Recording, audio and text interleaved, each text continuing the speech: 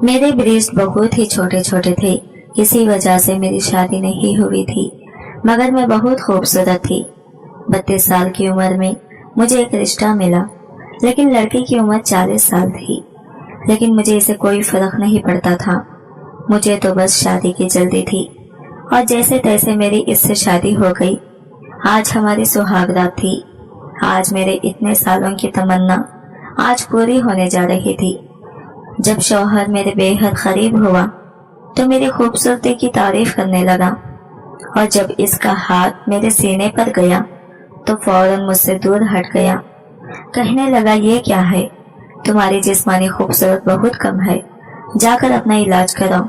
जब डॉक्टर के पास इलाज के लिए गई तो मेरे होश उड़ गए, क्योंकि डॉक्टर ने मेरे सीने को, मेरी उम्र 32 साल हो चुकी थी, लेकिन अभी तक मेरी शादी नहीं हुई थी।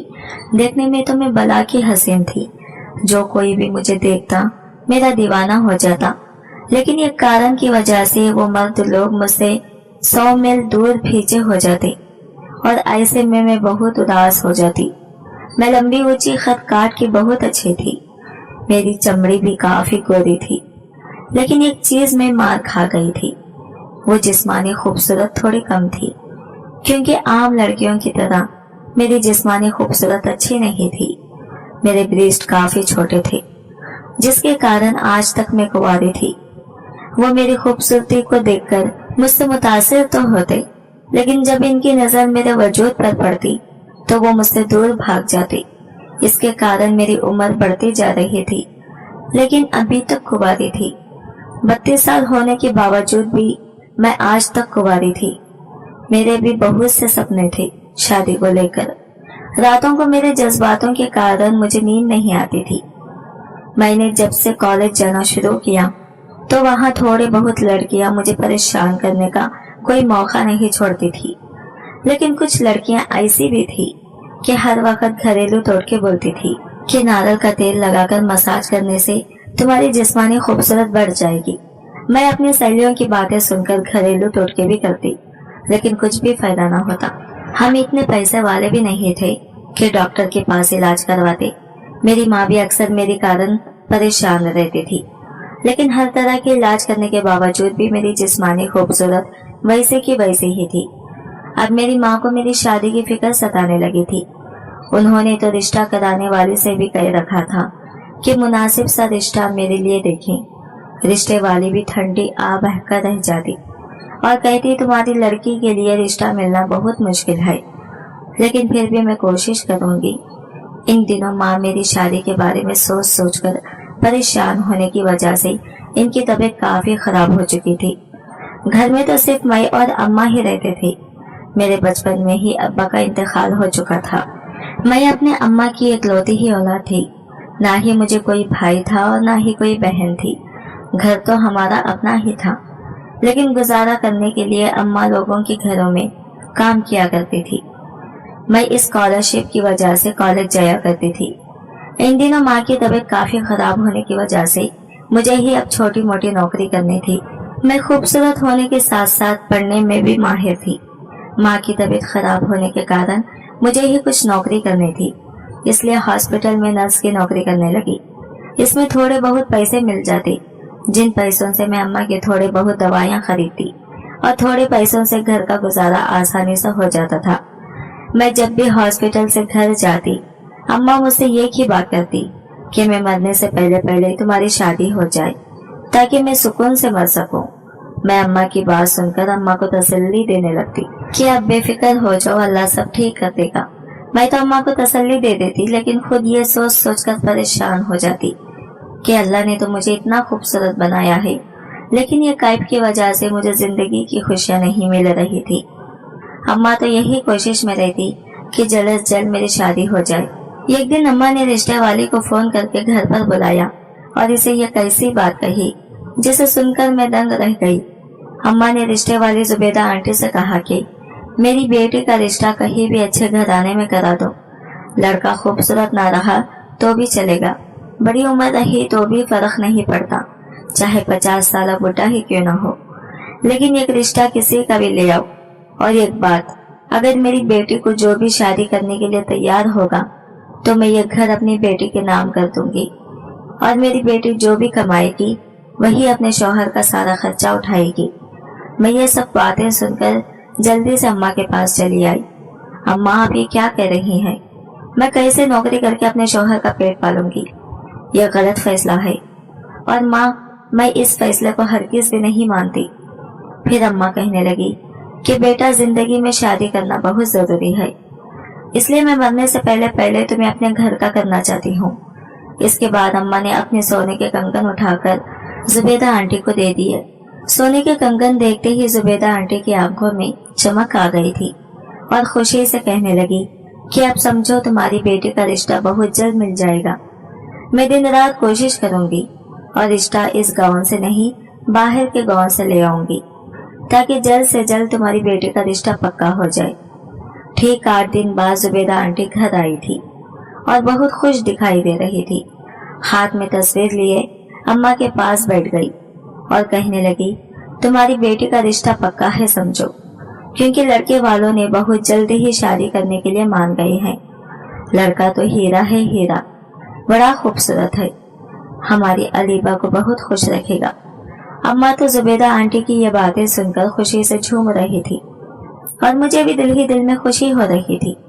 हमारे यहाँ तो ये रिवाज नहीं था कि लड़कियां शादी से पहले ही लड़के की तस्वीर देखें, लेकिन अम्मा ने खुशी से इस रिवाज को तोड़े हुए लड़के की तस्वीर मुझे दिखाई थी।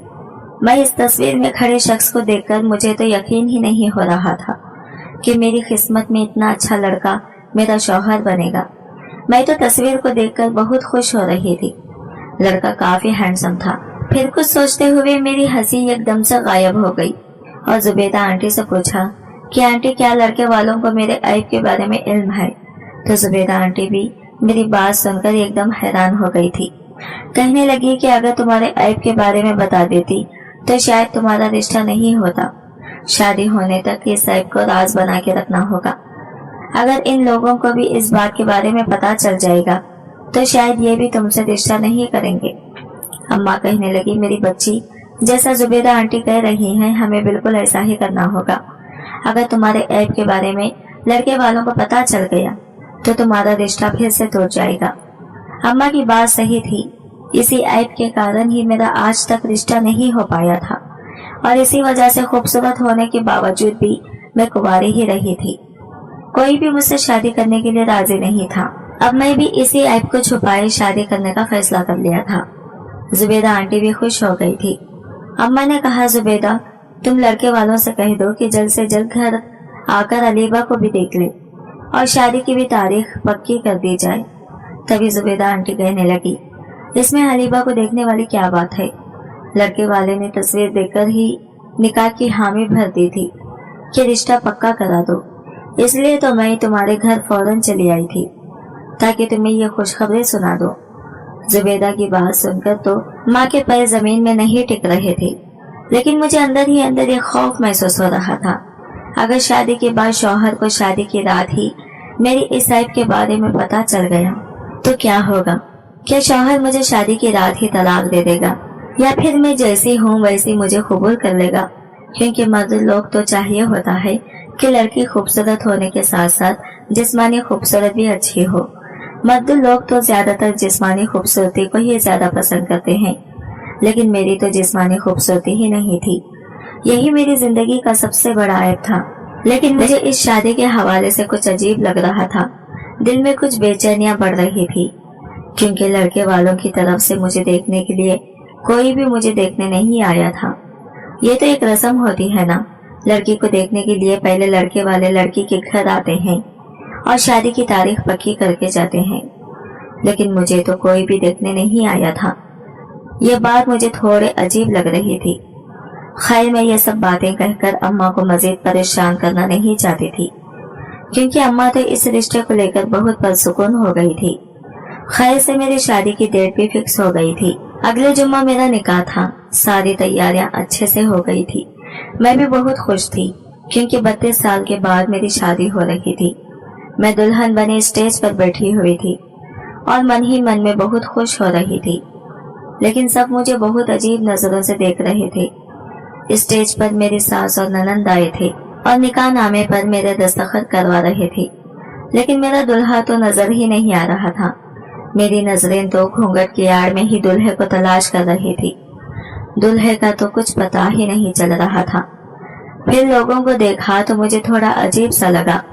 सब मुझे अजीब नजरों से देख रहे थे और कह रहे थे कि दुल्हन तो उम्र में बहुत बड़ी लग रही है।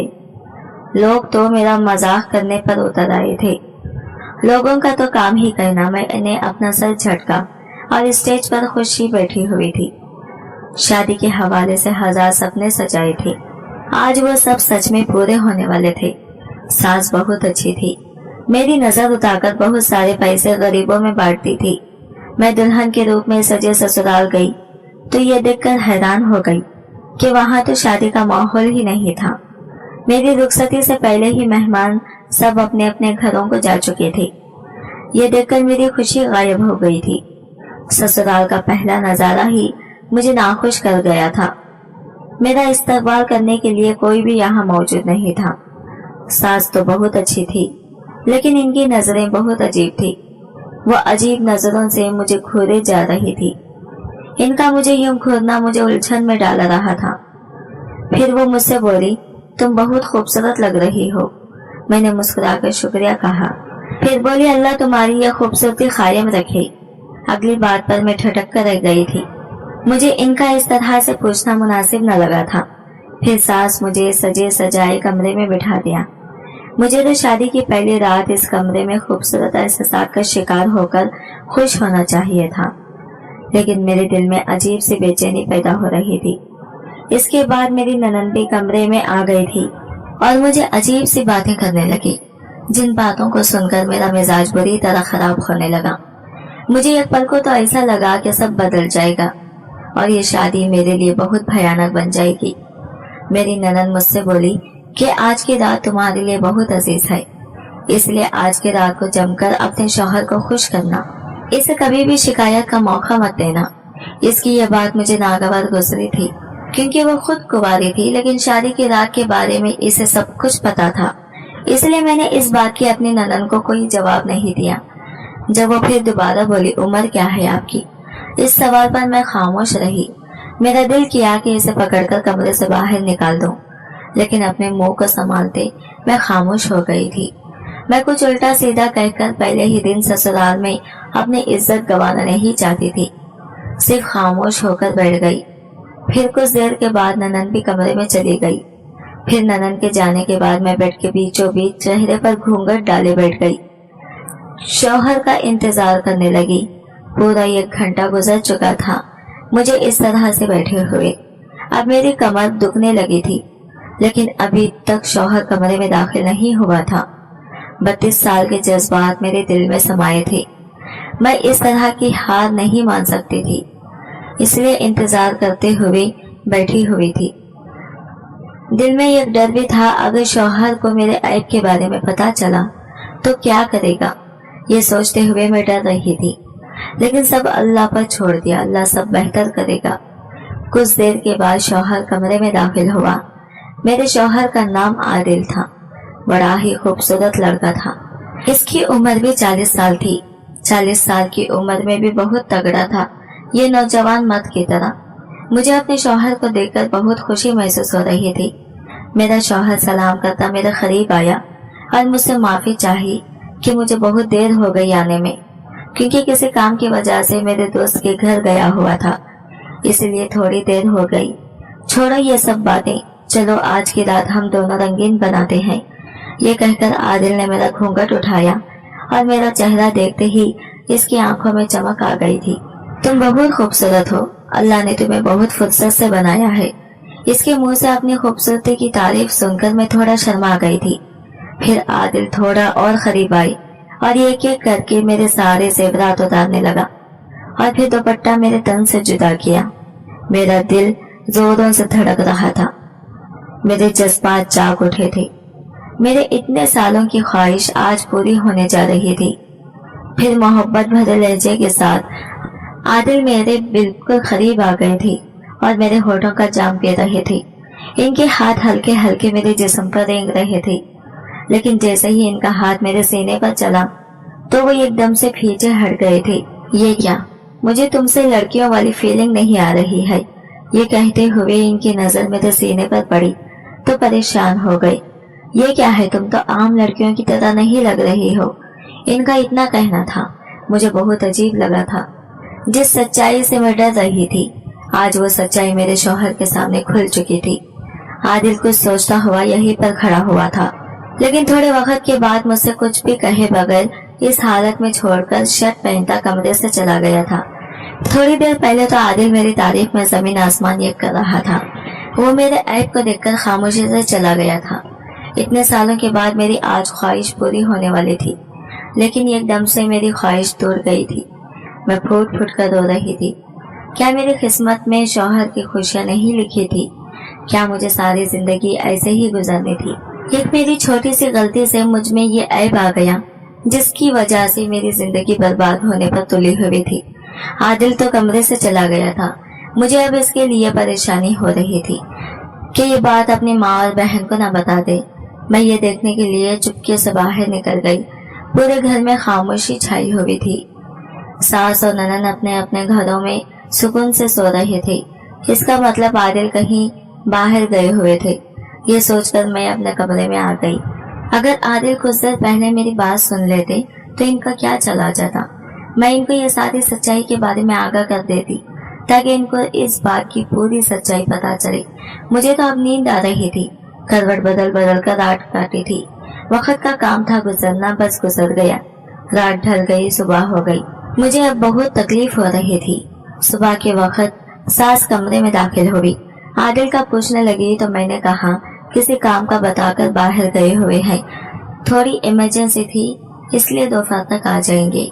मैंने सास को झूठ बोल दिया। अगर सच बता देती वो भी मुझे ताने देना शुरू कर देती। जल्दी से तैयार होकर नीचे आ जाओ नाश्ते के लिए। मैं तैयार होकर नीचे चली गई। सास अच्छी मिजाज की थी। एक पल तो सोचा इनको सारी बात बता दूं, फिर कुछ सोचकर खामोश हो गई। दिन से रात हो गई, लेकिन अभी तक आदिल घर नहीं आई थी। रात 12 बजे मैं कमरे में बैठी हुई थी। आदिल का इंतजार कर रही थी। सारी रात ना सोने की वजह से मुझे नींद आ रही थी। लाख कोशिशों के बावजूद मुझे नींद आ गई, इसलिए बेड ग्राउंड से टेक लगाई, आंखें बंद कर ली। आंखें बंद करके आधा घंटा भी ना हुआ था कि आदिल कमरे में दाखिल हुआ। इसके जोरदार आने से मेरी आंख खुल गई थी। वाओ, मुझे परेशान करके तुम कितने आराम से यहाँ आराम कर रहे हो। मेरी तो फूटी किस्मत कि तुम्हारी खूबसूरती के आगे मुझे कुछ भी दिखाई नहीं दिया। चांद में तो इतना बड़ा दाग है, ये मैंने कभी नहीं सोचा था। मैं जल्द से जल्द आदिल के करीब पहुंच गई और इनके गले लग गई। आदिल प्लीज, मैंने आपको कोई धोखा नहीं दिया है। मेरी हाथों की गिरफ्त इतनी मजबूत थी कि आदिल मुझे अपने आप से छुड़ा नहीं पाए। फिर आदिल कहने लगे छोड़ो मुझे, लेकिन मैंने इनको अपनी पूरी ताकत से जकड़ चुकी थी। आदिल, मैं आपकी बीवी हूँ, पूरा हक रखती हूँ मैं आप पर। आप मुझसे शायद नाराज भी हो जाएं, लेकिन मैं आपसे दूर नहीं हो सकती। आपको मेरी बात सुननी ही पड़ेगी। मैंने आपको कोई धोखा नहीं दिया है। आप मेरी कहानी सुनेंगे ना तो आपको भी मुझ पर रहम आ जाएगा। आदिल खामोशी से मेरी पूरी बात सुन रहा था, तो मैंने अपनी सारी सच्चाई आदिल के सामने खोल के रख दी। जब मैं छोटी थी ना, आदिल बहुत मासूम थी। जब स्कूल से घर आई तो अम्मा घर पर नहीं थी। मुझे तो जोरों की भूख लगी हुई थी। अम्मा के आने तक का मैं इंतजार नहीं कर सकती थी। मैं भूख बर्दाश्त नहीं कर सकती थी, इसलिए सीधा किचन में गई और चूल्हे पे शक्कर में चढ़ा दिया। जब दूध अच्छी तरह से उबल आया तो मैंने अपने छोटे हाथों से दूध की शक्कर पकड़ा तो हाथ से फिसलकर शक्कर का गर्म दूध मेरे सीने पर गिर गया, जिसकी वजह से मेरा सीना जल गया। और मेरी चीखें सुनकर जब आस पड़ोस वाले मुझे हॉस्पिटल ले गए तो डॉक्टर ने कहा ज्यादा दूध गर्म होने की वजह से बच्ची का सीना जल गया है, जिसकी सर्जरी करना पड़ेगा। ये सुनकर मेरी माँ परेशान हो गई और फूट फूट कर रोने लगी। और इस तरह से मेरी जिस्मानी खूबसूरती बढ़ नहीं रही थी और ये बात मेरे सारे मोहल्ले में फैल गई। मैं खूबसूरत तो बहुत थी, लेकिन मेरा ये ऐब सभी जानने की वजह से कोई भी मुझसे शादी करने के लिए राजी नहीं था।